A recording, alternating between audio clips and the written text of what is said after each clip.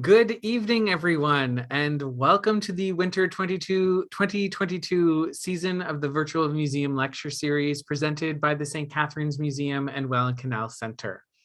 Our community is filled with diverse stories, and we recognize that our story begins with the Indigenous peoples of this land.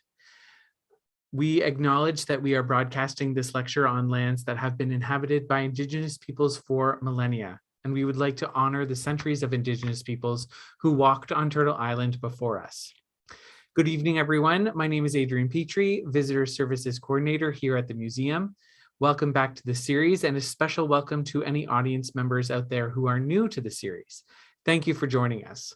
We hope these lectures provide a bit of historical joy and spark imagination and exploration into our city's rich history. There are so many ways to join in on the historical fun and get your local history fix. You can view all past lectures on our YouTube channel playlist, and you can listen to lecture audio on our podcast, VMLS Via Podcast, which you can find anywhere you get your podcasts under STC Museum Podcasts. We have an amazing lineup of lectures this year, and we're so excited to welcome some new special guests, including this evening. Details of the lineup were included on the VMLS email today and are also on our website, stcatharinesmuseum.ca. As always, please feel free to make use of the chat box to ask questions or send comments. We'll moderate them during and at the end of the presentation. There is a slight delay in the broadcast as usual, so if we miss your question in the middle, we'll get to it at the end of the presentation. We so appreciate you joining the lecture series, and we would equally appreciate a donation in support of our programming. Your donations help us to continue to provide the high quality and enjoyable programming that you have come to expect from us. We really appreciate any donation you're able to make. Give us a call at 905-984-8880 or visit the donation portal on our active STC page to make a donation. The link for the portal was included in our VMLS email today. Your donation makes a difference. Thank you. And now I'm very happy to introduce our special guest lecturer this evening. Dr. Howard Slepkov was born, raised, and has lived in St. Catharines, Ontario his whole life. That does not mean he has not seen bits and pieces of the world. He left home after high school to attend a year program in the then very young state of Israel, returned home to complete a BA in psychology and an MA in political sociology at McMaster University in Hamilton, Ontario. After a truncated attempt at a PhD from the Hebrew University in Jerusalem, he returned home to become an elementary classroom teacher in the public school system in St. Catharines. After teaching teaching all elementary grades at various times, he became a consultant helping colleagues and their students learn how to use the then new digital technologies in their classroom practice and learning opportunities. At the end of that career, he was accepted to the new doctoral program in education at the very close to home Brock University, and finally earned that long coveted PhD in education. He sought ways to put his new degree to use and found a position working with the teachers in training for Niagara University in Lewiston, New York, which was opening a new campus in Toronto. Following a successful 8-year career in post-secondary education, he retired and began soon after to work on his book, which reflects a life of involvement and engagement with his synagogue and its local Jewish community. I should hold up the book right here. I have a copy right here.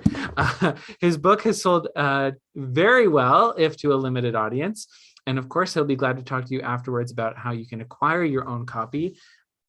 We also have some copies here at the museum. So we'll talk about that afterwards.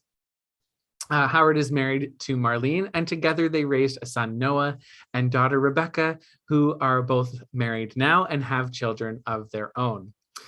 Thank you very much for joining us this evening, Howard, and I will hand it over to you. Take it away.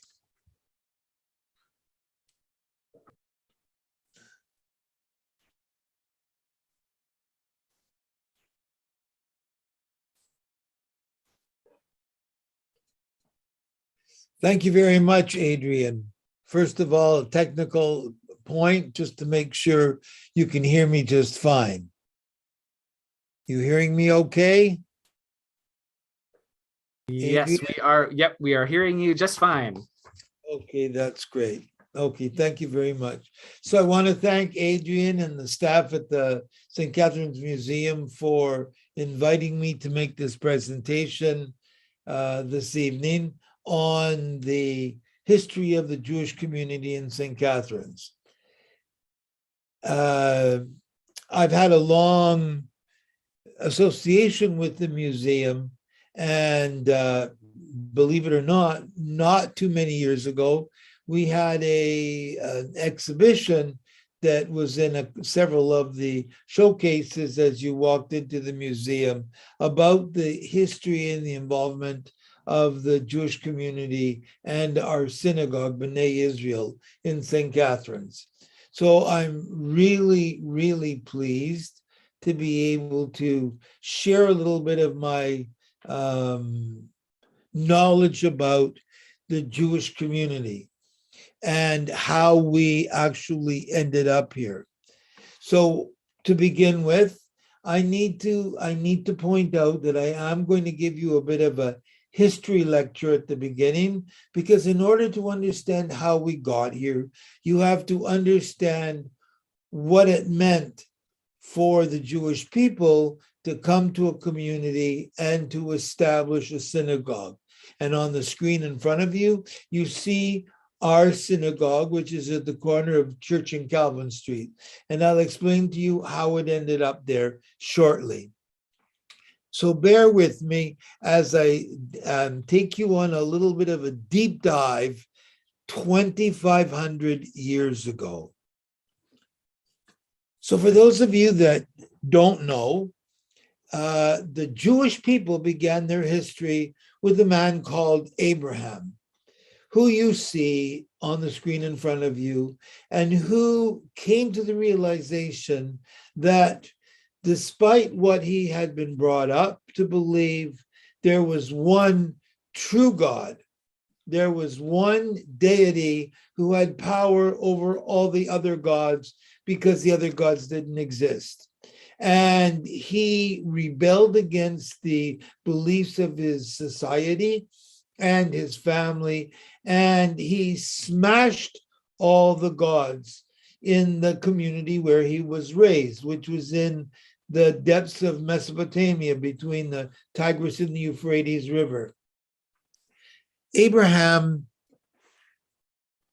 begat, well, first of all, he married Sarah, then he begat Isaac. Isaac married Rebekah, and they begot Jacob and Esau. And Jacob, of course, had 12 sons, one of whom was Joseph. And almost everybody who's listening tonight will know that Joseph was given a favorite position in his family of 12 brothers and one sister, and the 12 brothers resented his position of favoritism with his father, and they sold him into slavery in Egypt. The sages teach that Joseph had to be in slavery in Egypt in order to make the rest of Jewish history come to reality. So what you see in front of you is the revelation of Joseph to his brothers who had come to Egypt because they needed food. There were always famines in the Middle East. And at this particular juncture, they came to Egypt not knowing that their brother Joseph was now second in command to Pharaoh.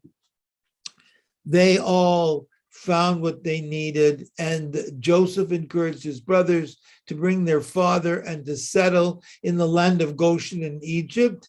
And 400 years after the events you see on the image in front of you, Joseph had died, and Moses had realized that his people were in slavery, and he begged Pharaoh to let the children of Israel go.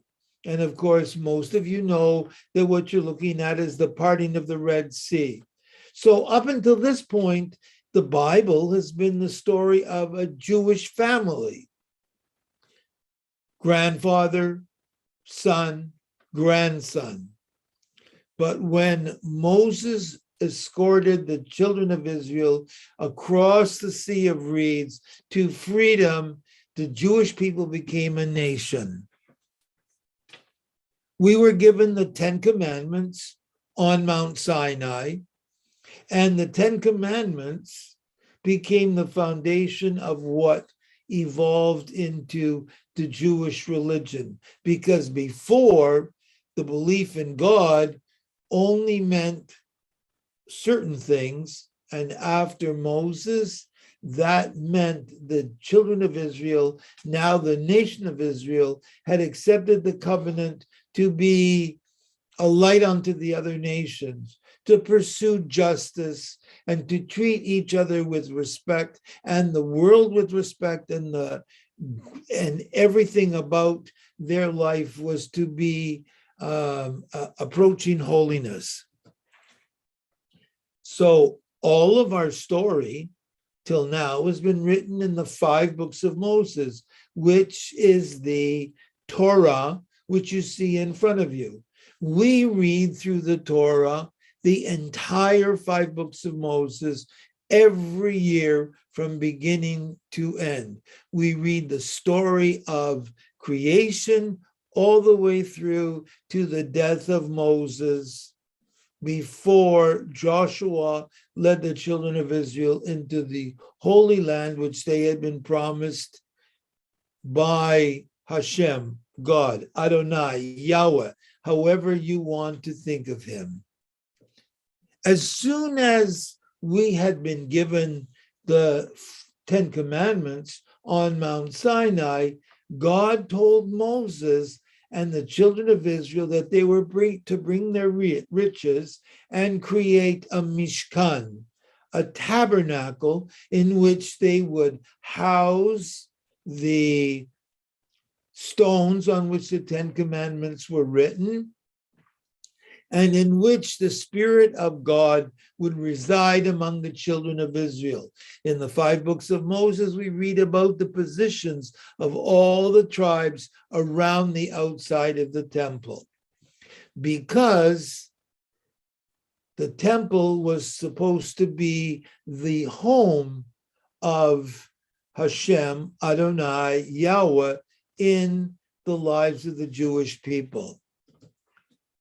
Of course, the foundation of the Jewish religion was the sacrificial rite. Sacrifices were the meat and potatoes, if you will, of what daily life in the Jewish world was in biblical times. Sacrifices for sin, sacrifices for thankfulness, and so on. And the sacrifices took place at the first temple in Jerusalem, built by Solomon, and the second temple after the expulsion to Babylonia. And from 536 BCE until 70 AD, the world of the Jewish people evolved around the temple in Jerusalem. And the Wailing Wall, which you read about and hear about and see so often, is the only remnant above ground of that temple. Although the temple was in Jerusalem and the Jewish people were commanded to come to Jerusalem 3 times a year for the census and to observe the festivals, and it was in order to observe the Passover that Jesus of Nazareth went to Jerusalem on Ash Wednesday, and Palm Sunday rather. But there were a lot of farmers who lived at a considerable distance from Jerusalem. And so synagogues were built all over the area of what was, in those days, the area of Israel. And there have been considerable excavations of those. The image you see in front of you is at Capernaum on the shores of the Kinneret, the Galilee. Sadly, in 70 AD, the Romans, because they wanted to control the Middle East and their empire was expanding, they burned Jerusalem to the ground. They expelled the Jewish people. Up until that time, Judaism had been focused on the temple and the sacrificial rite, which was attended to by the Kohanim, the high priests, and the Levites, who were responsible for supporting the work of the Kohanim. Because the temple was destroyed and the Jewish people were expelled, the Jewish people had to come up with a way to replace sacrifice. And the sages created a Sanhedrin, a court of 70 sages who argued how to take the words of the Torah and create a living Judaism. And what they came up with, not all at once, but over a period of several centuries, was that Judaism and our practices was to rest on three pillars. One was on the Torah and the study of the history of the Jewish people and what that meant for the people. Another was in the worship of God. And worship took the place of the sacrifices. The sages were brilliant. They figured out how to enable the Jewish people to stay together and practice their faith without the sacrifices. So we turn to prayer 3 times a day. And the third pillar on which the Jewish world rested was on acts of loving kindness, which we could perform for one another in our world.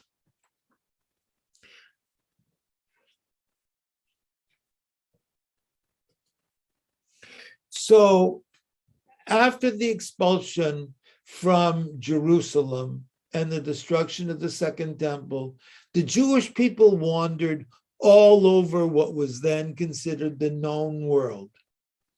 You can see the map of Europe. I apologize, it's not that clear. But the Jewish people ended up all over Europe, all over North Africa, and far into Asia. And wherever they went, they built synagogues. They followed the precepts of their faith. Prayer, the study of the Torah, and acts of loving kindness. And those acts of loving kindness were performed in a community. There had to be a community. So wherever the Jewish people went, they built synagogues for prayer, and they formed community. Of course, over the next 1800 years, the Jewish people found themselves all over. In Eastern Europe, especially, which was dominated by Russia, which of course is now attempting to regain its former glory. But the Jewish people lived in the Pale of Settlement, which included Poland and Lithuania and Latvia and Ukraine and all of the Baltic states and into the Balkan Peninsula. Wherever they found themselves, they kept themselves together because they needed a community. They needed a community to pray. They needed a community to bury their dead. They needed a community to study the Torah. And wherever they went, there were synagogues. However, because of the changes in the world at the end of the 18th and through the 19th century, the evolution of technology and transportation and education meant that over time, the Jewish people were persecuted because they didn't fit in with the Christian world where they lived. As long as they were left alone, that was fine. But whenever there is change in the world, there is instability, and the Jewish people have always found themselves caught in the middle. The picture you see in front of you is what was left after a pogrom in Eastern Europe. They occurred most frequently in the Pale of Settlement, which was in the wider western part of the Russian Empire. And because of the persecution and because of the ability to move from the east of Europe to the west of Europe, the Jewish people began to move around. First, they went to Germany and Holland and England because that's where the trains were built to take them. But then very quickly, they went to ports in the Baltic and on the North Sea and on the Atlantic coast, and they went to North America. By that time, there was postal service, and people learned about the freedoms of the New World. And over 2 million Jews from Eastern Europe moved to the United States. 150,000 went to Canada. Lots went to South Africa and into Africa. And where they went was very much a function of where they thought they could make a new life for themselves. They followed where development went. So as the European nations moved into Africa and Australia and New Zealand and Southeast Asia and into South America and so on, the Jews followed because they were looking for a way to make life better for themselves. Hundreds of thousands of them ended up in the Lower East Side in New York, and thousands of them ended up in Kensington and Toronto. But in both New York and in Toronto, there was never enough to absorb everybody. Not everybody could find work, and even though they had come to the New World, there was still persecution and lack of respect.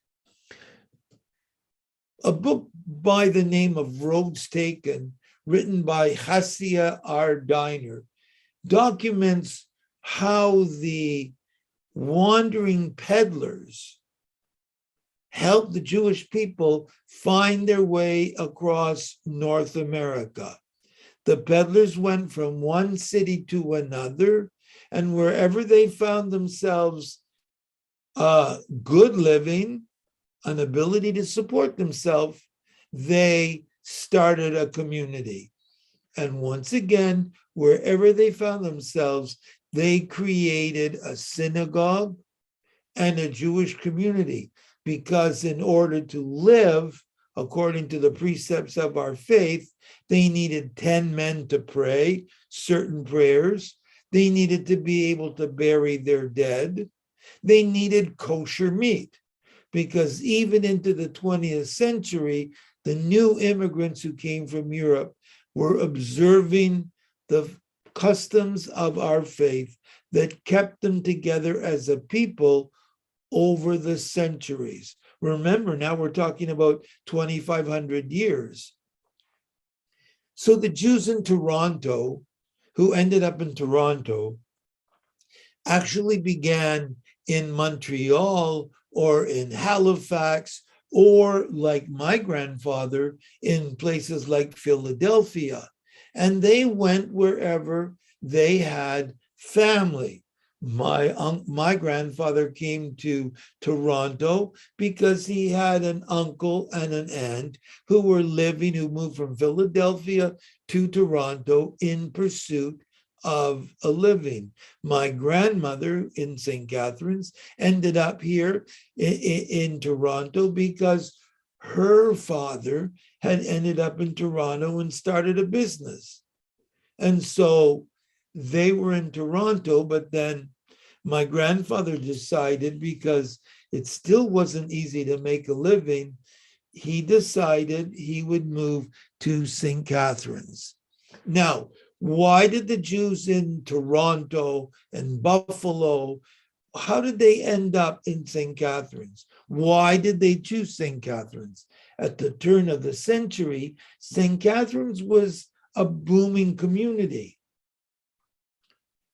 They were able to make, in the words of our Yiddish language, the Eastern Europeans, they were able to make a geschäfte.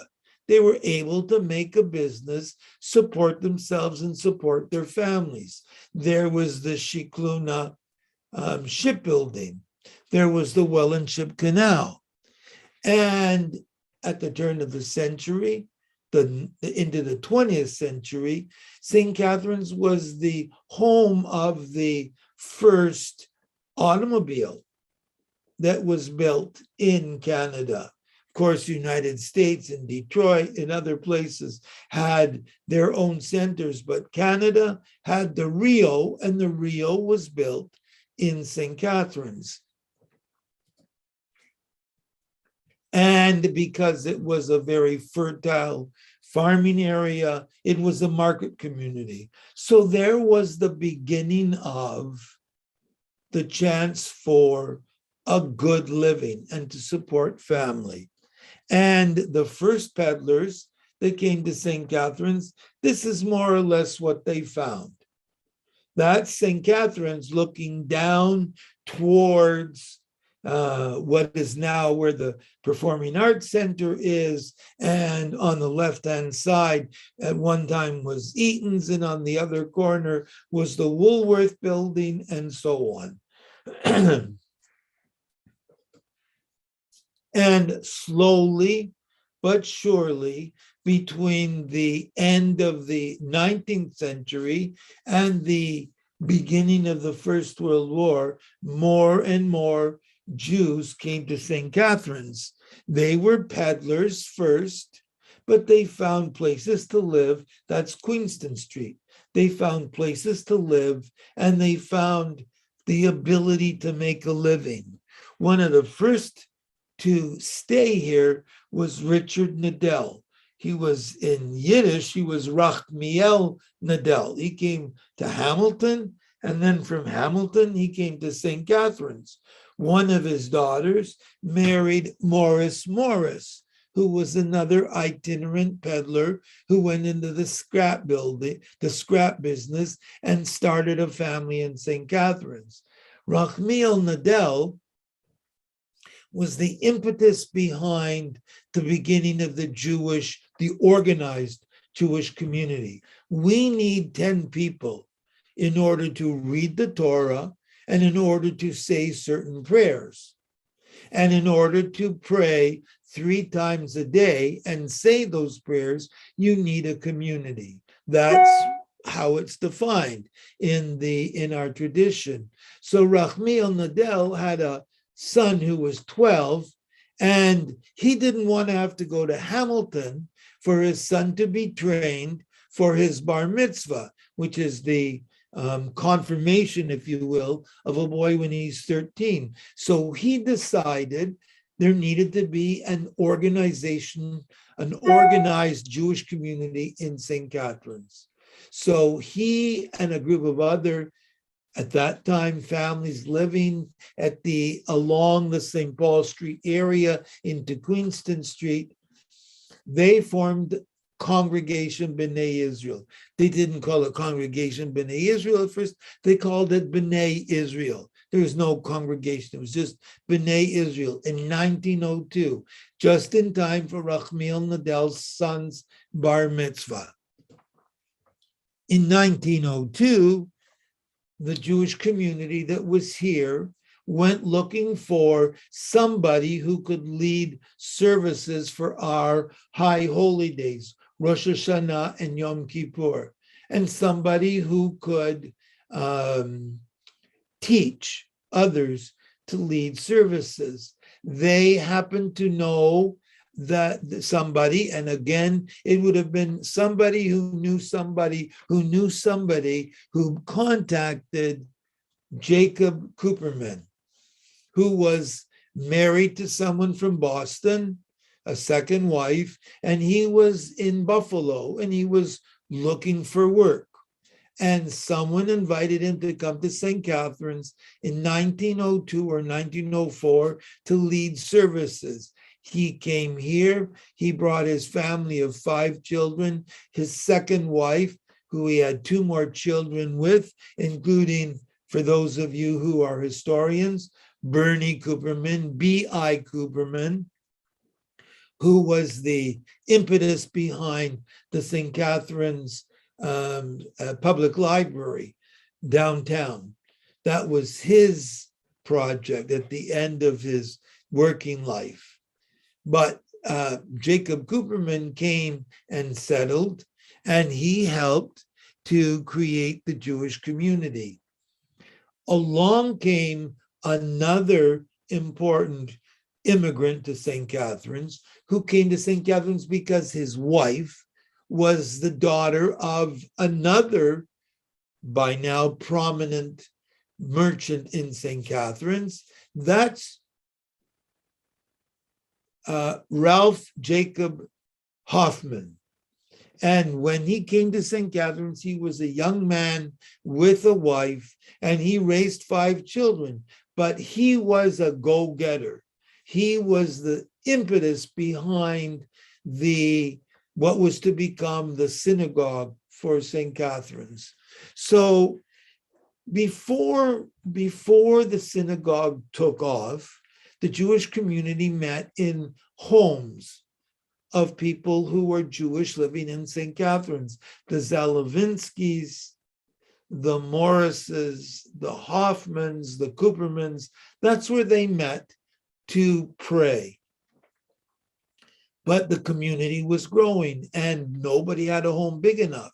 So one of the merchants, a freedman, who I think was a forerunner of the freedmans that ended up living in St. Catharines and staying in St. Catharines, he died and left the community a building which they were able to sell.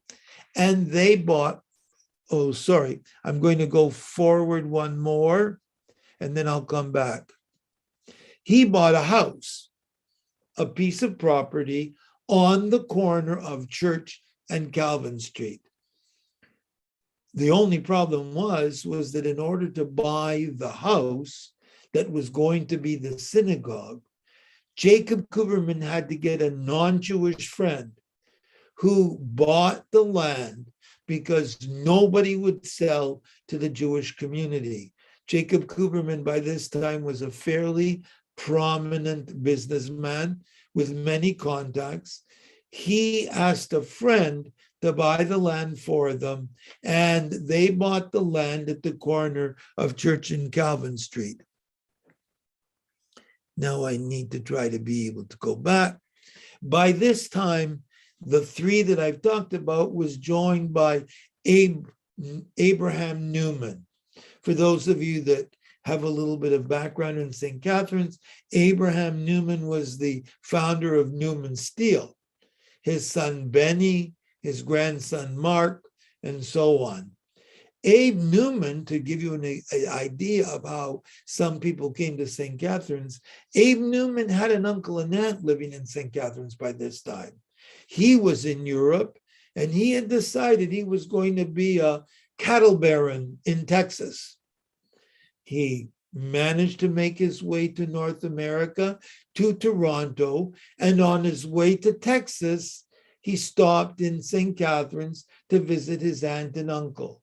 And of course, he never left because there was a business for him to get involved with. And the Newman name forever. Now, that's not Newman Construction, that's Newman Steel. Newman Steel, Abe Newman and his family played a huge role in the development of the Jewish community. To give you an idea of just how big the community was by that time, that's Jacob Kuberman at the head of that parade. And across from him, I believe, is Lil Zelevinsky. And those are all the girls that were in St. Catharines. So that represents a substantial number of families. That parade, I'm going to assume, was at the end of the First World War. There was no development in St. Catharines during the period of the First World War. Some families came here because the Canadian government was going to build the canal or build a new version of the canal, and they knew that there was going to be work. But then that work stopped in order to fight the First World War. But as soon as the war was over, the community took off again. So much so that they decided that that house was no longer big enough for them. They needed a larger building for the synagogue. So by this time, the 35 families, 35, think about it, the 35 families decided to build a synagogue on the corner of Church and Calvin Street. The first thing they did was they moved the house down Calvin Street. You see the house here, and the synagogue is there. They dug a subfloor, a basement, and they moved that house back, and then they went to a local architect who designed the building for the synagogue. In 1923, they made the decision to build the synagogue. They moved the house back. They went to the architect, and in 1924, they laid the cornerstone for the building of the synagogue. That's R.J. Hoffman and his wife, Eva Andrews, in the front on the right-hand side, and that's Abe Newman behind him, and then all the families that were around in the community, around them. That's the laying of the cornerstone. In 1925, they moved into the synagogue in time for the high holidays, which in our calendar, our Hebrew calendar begins actually with the high holy days in the fall, in September. So in late August, they moved into the synagogue, but that was only after the women in the community, some of whom you see there at the armories, raised the money to build what we call the Aron HaKodesh, the Holy Ark. The way you see it in the picture there is after it was moved back. Originally, that dais and the Holy Ark was immediately under the Star of David, and the congregation sat around the outside. But the women raised the money to have that Aron HaKodesh, the Holy Ark, to hold the Torah scrolls engraved and carved and everything. There you see the way the synagogue was at the end of the Second World War. The Canadian government, I learned in doing the research for my book, put money on the table for recognition on the part of the communities in Canada of those who had served in the war. And every one of the servicemen that came from our community received a ring, a Star of David, a gold ring with a Star of David on it. And then they were presented with that. That is the ceremony at which time they received the Star of David. This is my grandfather Morris on the side there. And just off to the edge here is where my grandmother and my aunt was. And of course, my father is in the back there. And my eyes are failing and the picture is cloudy. So I'm not even going to try to identify. But that's all of the men. The St. Catharines Jewish community gave a tremendous amount to the war effort. In fact, one of our members, two of our members actually, died overseas, and several of them moved to Israel to fight the War of Independence. But this is the dais, this is where the Torah was read from. And after the war, after this, everything was moved back and against the wall. In 1954, the community was growing by leaps and bounds.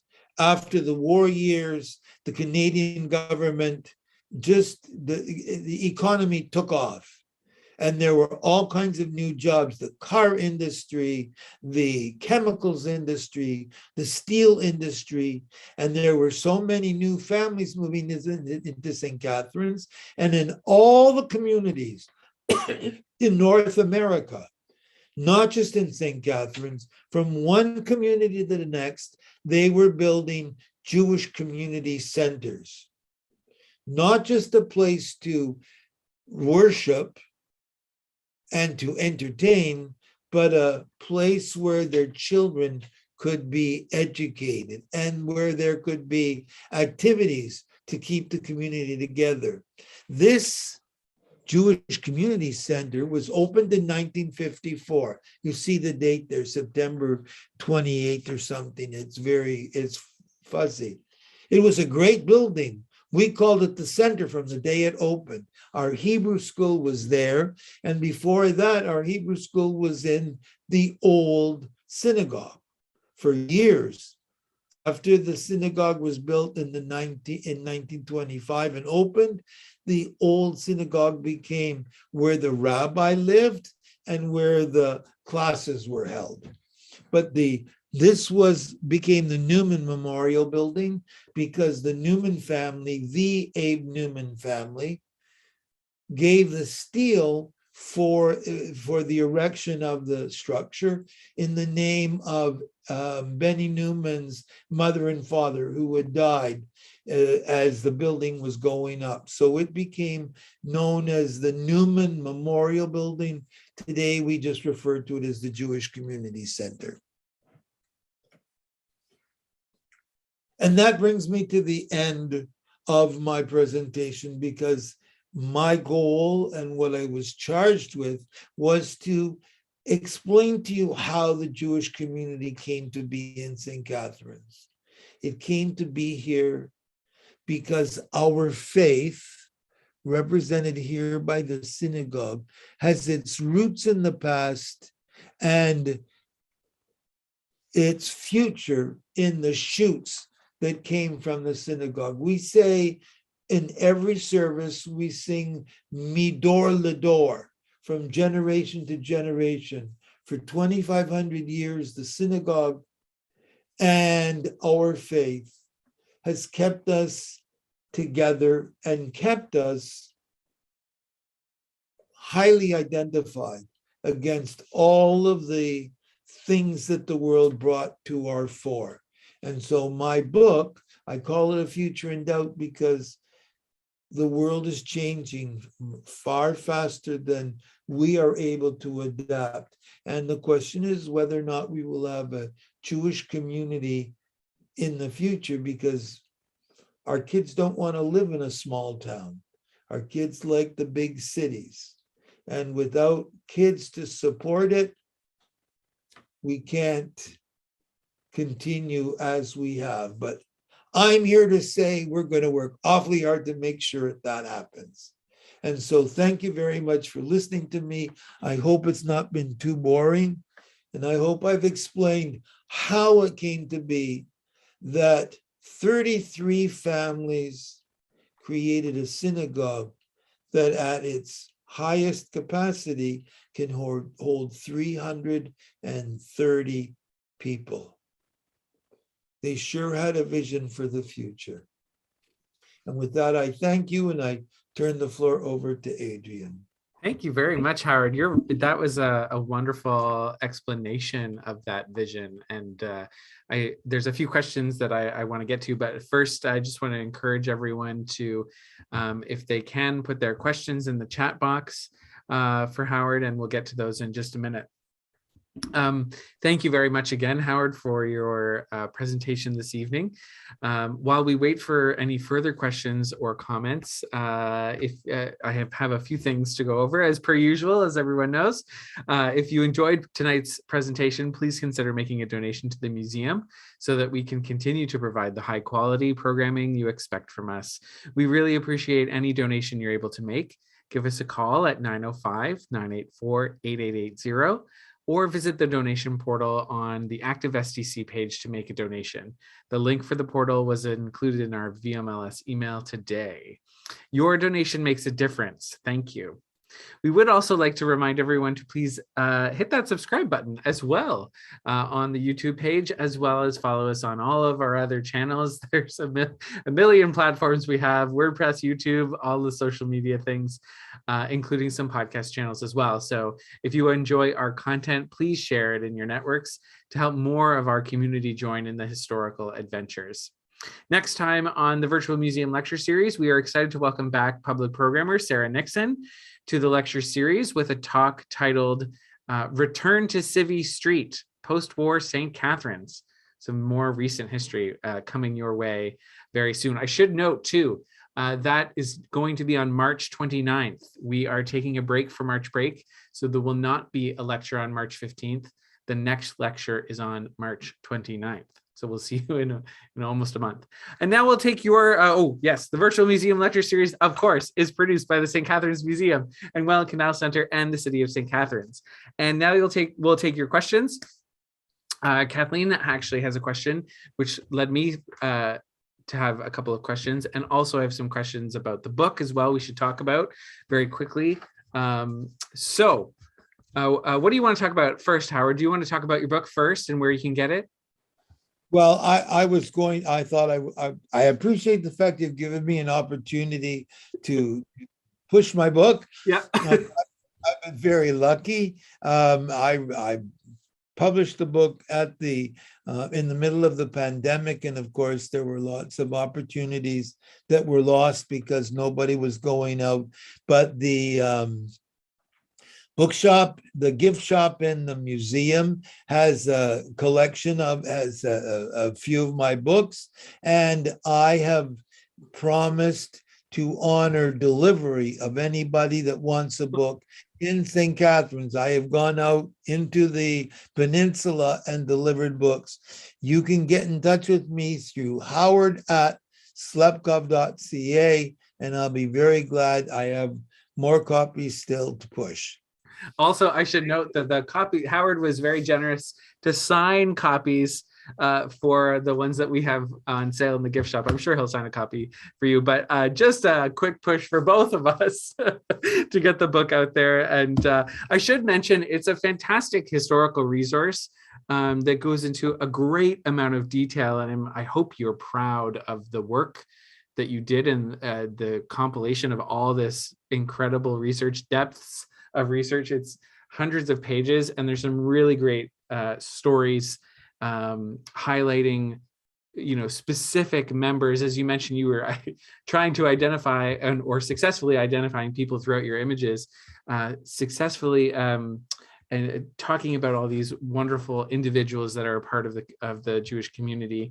And there's a really great resource in the back, and you did a ton of work in also compiling some lists of Jewish families that resided in St. Catharines at the time. So anyway, there you go. I'm not going to give too much more about that. You got to buy the book. Question from Kathleen. One of the things I've always been interested in and that has changed a lot over the years is that there used to be more businesses specifically serving and supporting the Jewish community in town, but many have left. And she's wondering if you have any comment about why that might be. Yes, well, I'm old enough to remember when the Penn Center opened in the South End.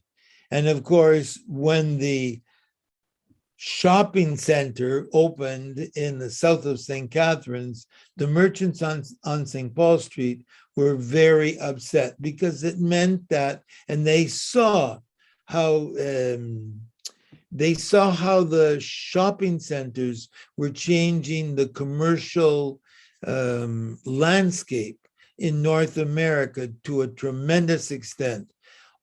When I was growing up, I could go down the street, down St. Paul Street, and talk about the families that were there, the Myers, the Hirschbergs, the Nippons, the Coopermans, the Friedmans, the Goldbergs, and so the Kaplans, the DeVores, and so on. What happened was the malls opened up. The stores were no longer mom and pop shops. They became huge chains. And instead of the Jewish community being comprised of a bunch of people who had started businesses and their kids came in the business, and in some cases their grandkids came in the business, young Jewish families come into St. Catharines because they're managing a store that's in the Penn Center or the Fairview or out by White Oaks, the shopping center out there.